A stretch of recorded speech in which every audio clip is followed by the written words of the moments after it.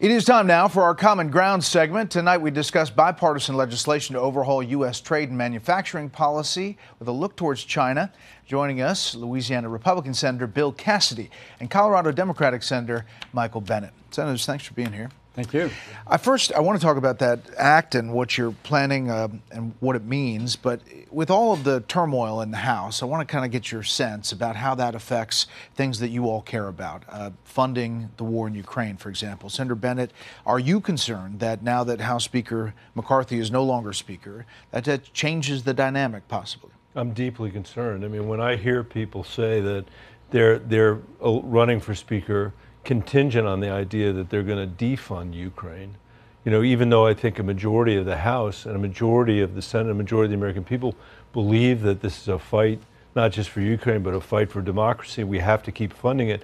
That really concerns me. The guys yesterday that took, you know, McCarthy's head basically exercised a veto on the American people and what they did, and I think that would not be good going forward.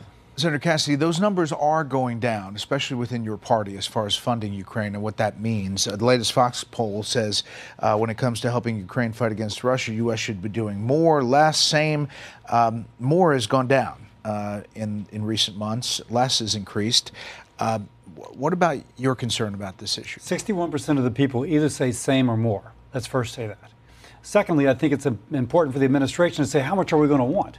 The American people just aren't sure if it's a small bite, a small bite, a small bite. Tell us what you need. Next, I think you got to couple it with doing something about the southern border. We've had 7 million people cross that border since Joe Biden took president. I can tell you Republicans are concerned about that. As someone said, we need to be concerned about this border, but also the southern border. So if you make sure that in this next legislation we're actually addressing the southern border, I think that makes other things go better. But you think Republicans can get their house in order, not to use a pun? Well, if anybody can predict what's going to happen in the House of Representatives, they should be at the track right now. Okay, so. Brett, can I just say, sure. I think it is really important just to say that Putin is counting on us wearing out. He's counting on us losing patience. We are a democracy. He is, you know, an autocracy. We've got to be able to make sure the American people continue to hear the case about why we're in there, why it's so important. And I agree with what Bill said about giving them a number that they can actually understand and live with. China might be banking on something similar as far as the U.S. is concerned. That's where your act, America's Act, comes in.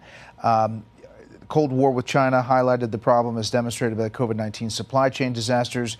Our divorce from China, more than a decade in the making, is now a reality. We now know we cannot productively work with China. Your act does what, Senator? Yeah, our act creates a Western Hemispheric prosperity zone, if you will, which will be good for American workers, give us trading partners in South America.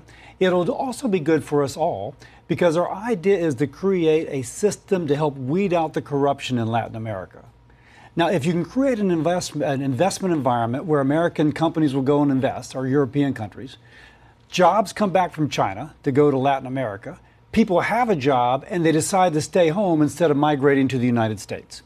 This is an intermediate or long-term partial solution to the problem at the border. And there's bipartisan support for this kind of thing. Yeah, I mean, I think Bill's leadership on this has been incredible, but he recognizes the same thing I recognize, which is, and I think a lot of your viewers recognize, which is we've had 50 years of Democratic and Republican outsourcing to Southeast Asia and to China. And what we're saying with this bill is it's time to bring that back. We want to bring that back to the United States. We want to bring that back to our hemisphere. And that means reshoring here, nearshoring, you know, in countries that are on our southern border, hopefully growing their economies, hopefully developing a stronger commitment to the rule of law, and giving us the opportunity to compete effectively with China. We have 330 million people in America.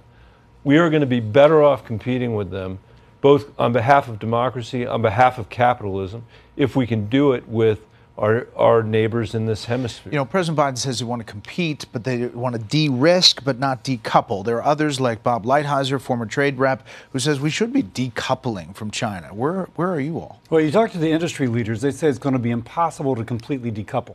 Let me give you one example from healthcare. I'm a doctor. Like almost 100% of our penicillins and cephalosporins, all the antibiotics commonly given, are made in China. You're not going to, and all of a sudden, move that someplace else. But you should have some sort of de-risking. there would be a supply of that being made in the United States or someplace else. Now, there will still be a significant supply from China. So I see that as a de-risking and impossible to completely decouple. Do you think, and you're both on the Finance Committee, there's obviously concern about mortgage rates, long-term, 30-year fixed rate. There are warning signs about a possible recession. We haven't seen it yet. Are you thinking good, bad things about the economy right now? Well, I think that when you've got interest rates rising the way they are, you're going to see the economy begin to slow. And that's a reality. I think that we should be considering the depth and the degree to which the Federal Reserve interfered with the economy on the upside here, and now looking at what they're doing, on the potential downside. The reason why I think this bill is so important is it can help deepen our economic prosperity in the region, which I think is going to be really useful for our kids and our grandkids if we can actually get these roots established, unlike all the fairy tales we were told about what would happen to America if all this stuff, ended up in Southeast Asia and China. Brett, Donald Trump drives me crazy, but he had a preternatural sense about this that was right, which is the American people got the short end of the stick. This is an opportunity to change that. We have done this segment now for a number of months. More and more colleagues, both in the Senate and the House, are coming up and talking about what they're working on. For somebody at home that says that place is just partisan, it's all, divided, what do you say? Nothing gets passed unless you get 60 votes in the Senate, which means that you get Republicans and Democrats, period. If you want to pass something, right now, you got to have something. Secondly, there are some policies which are truly bipartisan. They're not Democrat or Republican, they're American. The fact that we want to create more prosperity for someone in Louisiana and somebody in Colorado could be said about every state. And the fact that right now we have lost over the last 30 or 40 years to China, or since 2010, but would like to begin to pull those jobs back, that doesn't matter what state you're in. That sounds pretty good.